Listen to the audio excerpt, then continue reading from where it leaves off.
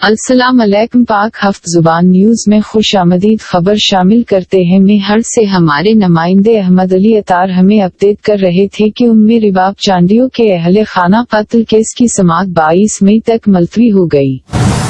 दादों में उम्मे रिबाब चांडियों के दादे, वालिद और चचा के कत्ल केस के model criminal trial court Nadeem Badar Qazi की अदालत में हाजिरी हुई। अदालत में फरियाद कंदा उम्मे रिबाब चांडियों अपने वकील के साथ अदालत पहुंची, जबकि इल्जाम की बना पर एमपीए सरदार अहमद चांडियों की कोरोना टेस्ट मुसबत पेश आने पर अदालत में पेश न हो सके। एमपीए बरहान खान चांडियों और दीगर जवाबदार अदालत में पेश हुए।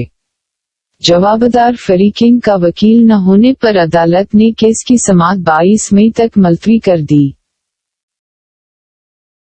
जेको आहे हिकिड़ी शइ क्लियर थिए फॉर द असिस्टेंस त हिननि खे कोविड आहे या न आहे, छो त तव्हांखे ख़बर आहे अॻे चकर बुरहान खान जी इहा रिपोर्ट आई त हुनखे कोविड पॉज़िटिव आहे ऐं जेको आहे सो हू यूएई में पिया जेको आहे सो दावतूं अटेंड कनि। सो इहे आख में चोलियूं ज़रूरु थियनि थियूं। अदालत सगोरी के असां इन जे करे ई दरख़्वास्त इन ते ऑब्जेक्शन फाइल कयोसीं त जेका रिपोर्ट आहे उहा आगा खान मां अचे त जीअं हिकिड़ी वैलिड रिपोर्ट अची वञे। ऐं ॿी शइ इहा आहे त असां अदालतुनि ते यकीन रखी करे अचूं था ऐं इनशाला उमेदु आहे त इंसाफ़ थींदो, पर डिले थिए थो केस ऐं ऑनरेबल जज साहब पाण इहा शइ ॾिसनि था त हर वारे कंहिंजे तरफ़ खां डिले थिए थो।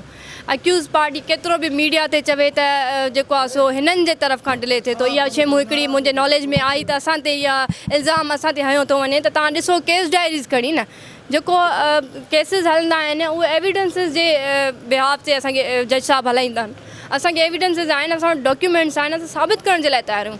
हिननि सरदारनि जागीरदारनि ते डायरेक्ट हिननि जे ख़िलाफ़ु असां वटि एविडेंसिस आहिनि। बसि इहा उमेदु आहे त अदालतूं जल्द अज़ जल्द ॿुधंदियूं ऐं जल्द अज़ जल्द फ़ैसिलो ईंदो।